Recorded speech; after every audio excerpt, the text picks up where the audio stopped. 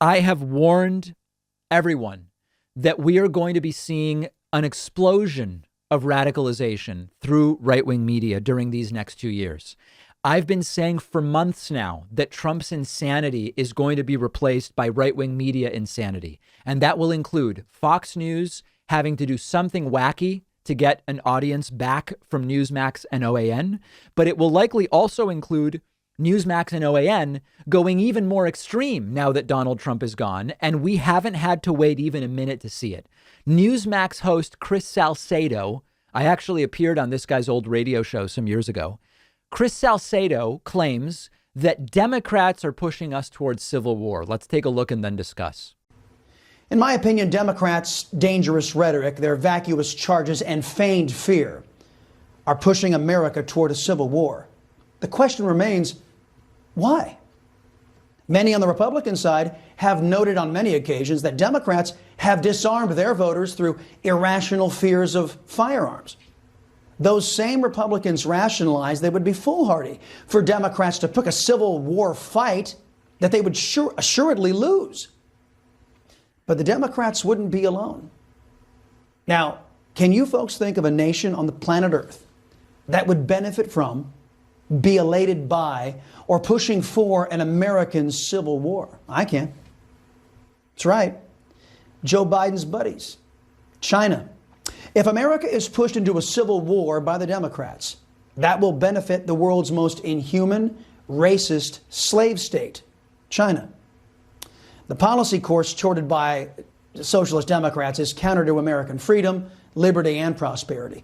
Their rhetoric may threaten our very existence, the republic itself. Someone should wake up Mitt Romney, Pat Toomey, and Ben Sass. I know. You might be saying, wait a second, hold on. Wasn't it Trump and Don Jr. and Rudy Giuliani and Marjorie Taylor Greene and Lauren Boebert who were pushing us closer to civil war by fomenting and inciting an armed insurrection to try to keep the guy who lost in power? Does this guy, Chris Salcedo, not remember that it was armed, violent Republicans that stormed the Capitol weeks ago? But Chris Salcedo says it's Democrats pushing us towards civil war. Wasn't it Republicans who for 2 months hesitated to even admit that Joe Biden had won the election, threatening the very basic institutions of democracy? But it's Democrats that are pushing us towards civil war, and Democrats that are putting our country at risk of not being a democratic country.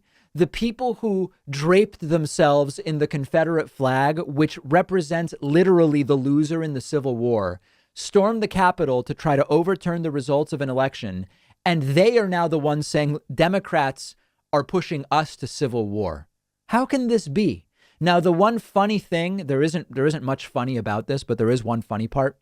Newsmax guy says Democrats are pushing us to civil war, but they would lose because they don't have weapons because they're against guns.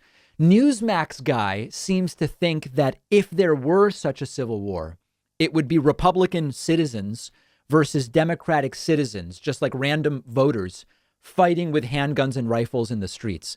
The reality is that in such a civil war that was started by these insurrectionists, most Americans would be staying at home, and it would be the insurrectionists versus the full power of the U.S. government and military. So the idea that Biden and Democrats would lose is very funny, but I don't even want to focus on that because it is so unbelievably absurd. But the bottom line here is that Democrats are not the ones inciting a civil war, fomenting a civil war, or demanding a civil war. Newsmax, OAN, and others that are broadcasting and promoting disunity and conspiracies while perpetuating the election fraud lies are the ones pushing us closer to civil war. I don't think it will happen for a variety of different reasons. But if it were to, it's not going to be Republican and Democratic voters fighting it out with handguns. And as we've talked about before, geographically, that also doesn't make sense, since increasingly, we talk about red and blue states, but really what we have are urban areas and even suburban areas, which are heavily and leaning more to the left in states that may be blue states or red states with significantly more red rural counties around them. So all of the language they're using about civil war is wrong.